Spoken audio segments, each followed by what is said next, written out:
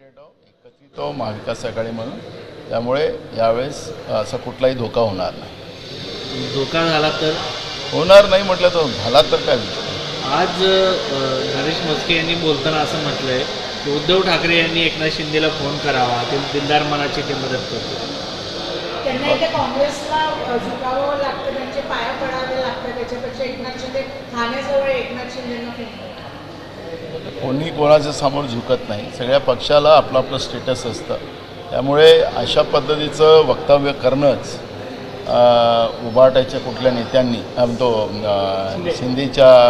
सेनेच्या एखाद्या नेत्यांनी हे चुकीचं आहे. एका ज्येष्ठ नेत्यांबद्दल अशा पद्धतीचं बोलणं हे काही महाराष्ट्राला भूषणावं नाही.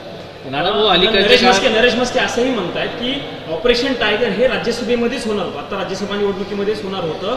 उद्धव ठाकरे यांच्या पक्षाचे काही आमदार फुटून आत्ताच राज्यसभेला आमच्या उमेदवाराला मतदान करणार होते, पण शरद पवार असल्यामुळे आम्ही उमेदवार दिला नाही.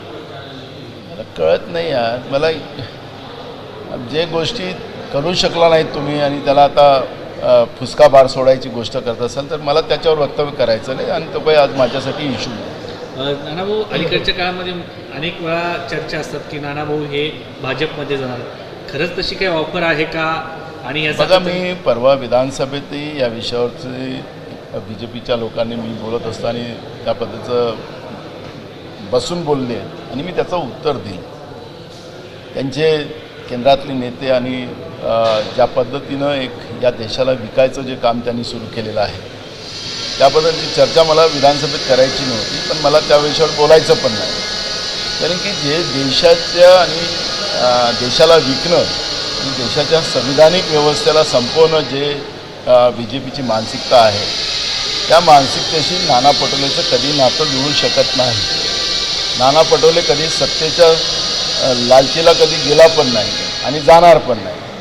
काँग्रेस पक्ष हा माझा मूळ पक्ष आहे आणि काँग्रेस पक्षालाच महाराष्ट्रामध्ये पुढं नेऊन महाराष्ट्रामध्ये काँग्रेसच्या विचाराचं सरकार आणणं हा माझा संकल्प आहे. आणि त्याच्यामुळे अशा पद्धतीचे वावडे जे कोणी उडवत असतील तर त्यांना लकलाभ आहे. त्याला माझं काही घेणं देणं नाही. मी काँग्रेसमध्येच राहणार आणि काँग्रेसमध्येच मरणार.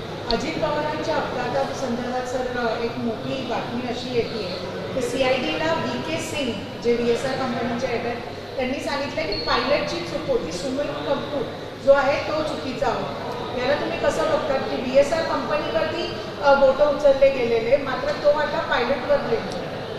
एक बघा की DGIने जी काही माहिती लोकांच्या समोर आणलेली आहे त्या माहितीमध्येच एक गोष्ट स्पष्ट झालेली आहे की हा घातपात आहे, अपघात नाही.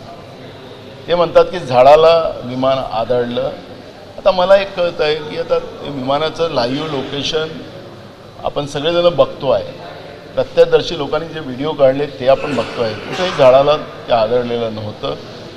पहिले तर हे सांगण्यात आलं होतं की त्यावेळेस फिजिबिलिटी नव्हती, फिजिबिलिटी एकदम क्लिअर होती आणि म्हणून ही घटना ही घातपात आहे, अपघात नाही.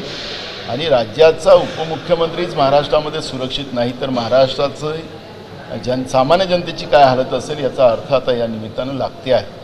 त्यामुळे हा VK सिंग नावाचा जो प्राणी आहे, मी त्याला प्राणी शब्द वापरेन, की ते बोगस विमानं, अशा पद्धतीचे मेंटेनन्स नसलेली विमानं आहे, ते विमानं कोणत्या याच्यामध्ये दुरुस्त केलेले होते त्यांनी ते लोक, आणि जो पायलट जो होता आणि त्याच्यामध्ये जे कारण त्याच्यामध्ये सांगितलं होतं की जे पायलटला आम्ही नेमलं होतं तो पायलट ट्रॅफिकमुळे येऊ शकला नाही.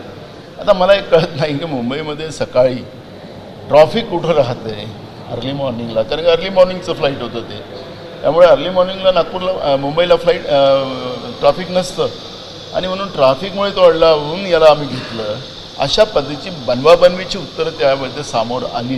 म्हणजे याचा अर्थ हा घातपात आहे. माझी मागणी अशीच आहे की अजूनपर्यंत गुन्हा दाखल का नाही झाला, राज्य सरकार का गुन्हा दाखल करत नाही, CIDमधून चौकशी करून या पद्धतीचं हे सगळे प्रकरण दाबण्याचा प्रयत्न करत आहे का, की आम्ही चौकशीचं आम्ही चौकशी करतो आहे असं दाखवायचा एक प्रयत्न करून हे प्रकरण दाबण्याचा प्रयत्न केला जातो आहे का, हे सगळे प्रश्न या निमित्तानं उभे होतात. सीबीआय चौकशीची जी मागणी होती, म्हणजे सुनेत्रा पवारांनी त्या अनुषंगानं पत्र मुख्यमंत्र्यांकडे दिलं होतं. आता जवळपास 25 दिवसापेक्षा अधिक कालावधी उलटलाय नानाभाऊ, पण सीबीआयचं काहीच होत नाही. म्हणजे सरकार त्यांचं तरी सीबीआय का होत नाही असा प्रश्न उपस्थित होतो. हेच म्हणत आहे ना, ज्या प्रकरणामध्ये FIRच दर्ज राज्य सरकार करत नाही, सरकार राहून सुद्धा FIR दर्ज करत नाही, तर याचा अर्थच याच्यामध्ये दालमे काला आहे असं हे चित्र स्पष्ट झालेलं आहे. रोहित पवार दिल्लीत राहुल गांधी यांना भेटणार आहेत. तुम्ही पण सर दिल्लीत आहात, तर विरोधकांकडून जास्त सपोर्ट मिळावं आणि गव्हर्नमेंटवर प्रेशर टाकावं, त्यासाठी तुम्ही पण करणार का? मी आज राहुलजींना जेव्हा भेटणार आहे त्यावेळेस मी या सगळ्या घटनेला मी त्यांना अवगत करणार आहे आणि हे झालेली घटना हे कशी घातपात आहे त्या पद्धतीची माहिती मी त्यांना देणार आहे. सर, यामध्ये तुमच्या जिल्ह्याच्या जवळचे एक नेते प्रफुल्ल पटेल त्यांच्यावरही काही प्रश्न उपस्थित केलेले आहेत, तर तुम्ही कसं पाहता? हे बघा, रोहित पवारांनी एक गोष्ट त्या निमित्तानं पुढं आणली होती की एका राईस मिलच्या फाईलवर सही करण्यासाठीच दादा तिथं थांबलेले होते आणि ती फाईल ऐनवेळ गायब झाली आणि त्याच्यामुळे त्यांना जे बाय रोड बारामतीला यायचं होतं ते येऊ शकले नाही आणि ती राईस मिलची फाईल एका मोठ्याने त्याच्या हाताने क्लिअर करण्याचा प्रयत्न सुरू होता.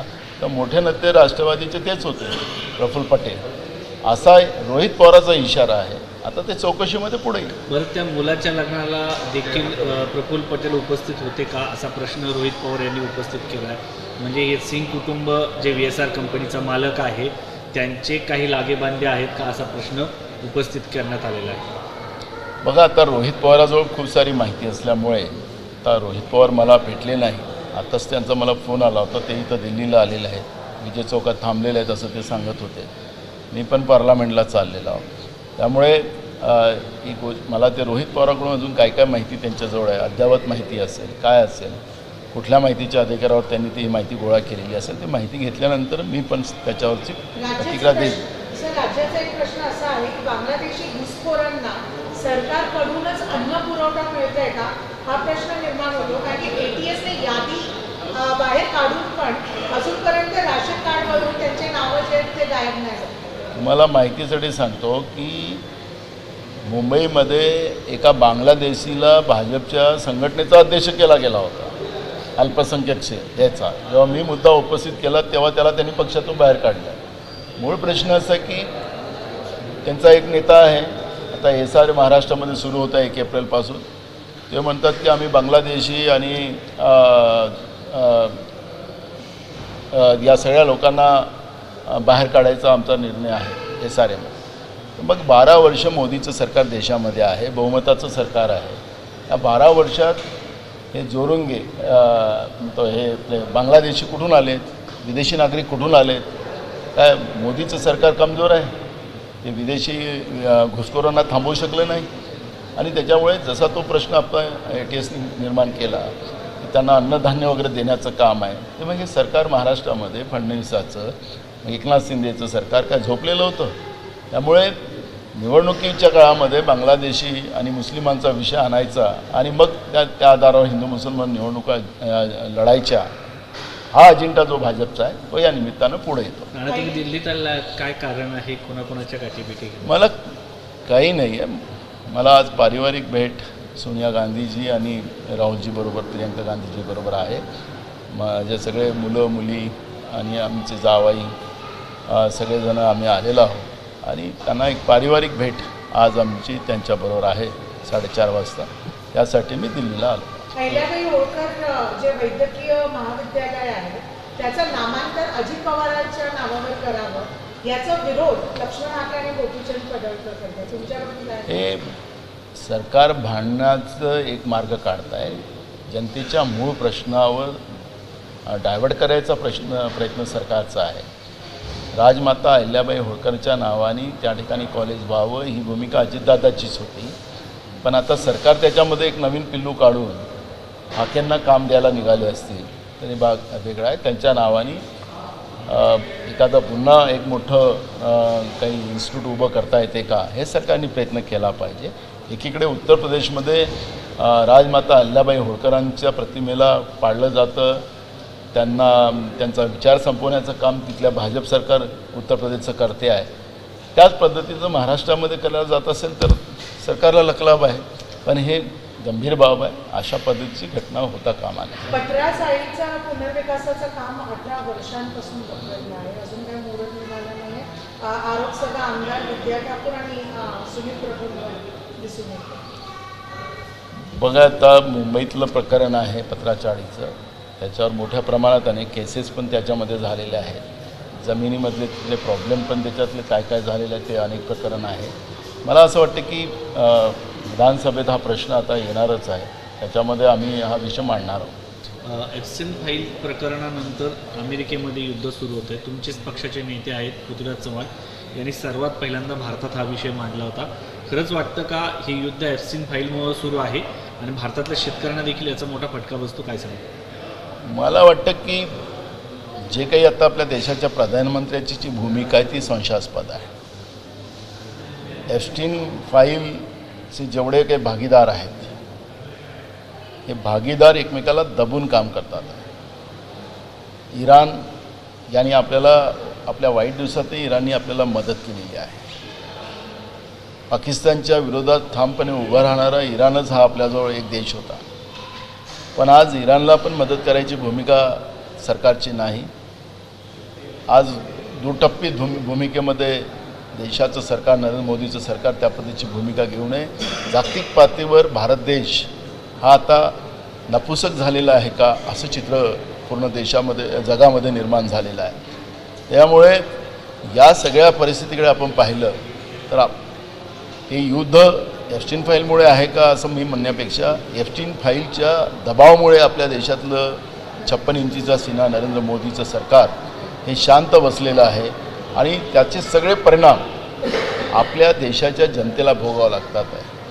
आज लाखो लोक आज अनेक या सगळ्या देशामध्ये भारतातले अडकलेले आहेत. आपल्याला लक्षात असेल की पहलगामची जेव्हा घटना झाली त्यावेळेस तिथं अडलेल्या लोकांना त्यांच्या काश्मीरमध्ये अडलेल्या लोकांना तिथं नेण्यासाठी जो प्रयत्न करण्याची भूमिका सरकारने घेतलेली होती, मग प्रत्येक राज्य सरकारने घेतली होती, महाराष्ट्राने घेतलेली होती, त्यावेळेस 1-1 लाख रुपयाचं तिकीट काढून लोकांना मुंबईला जावं लागलं होतं श्रीनगरवरून.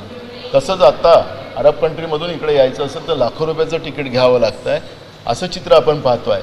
ते हे विदेशामध्ये असलेल्या भारतीय नागरिकांना वाचू न असणारं सरकार, तिथं लोकांची लूट होणारं हे सरकार, या पद्धतीचं हे पाहतो आहे आणि त्याचे परिणाम आता गॅस दरवाढ होत आहे, पेट्रोल डिझेलची दरवाढ होत आहे, सगळी महागाईचा आग, तिथल्या स्फोटकाची महागाईची आग आपल्या देशामध्ये पोचते आहे आणि देशातलं सरकार शांततेनं बसलेलं आहे. हेच या देशाचं दुर्भाग्य आहे असं म्हटलं तर वावगं ठरणार नाही. एबीपी माझा, उघडा डोळे बघा नीट.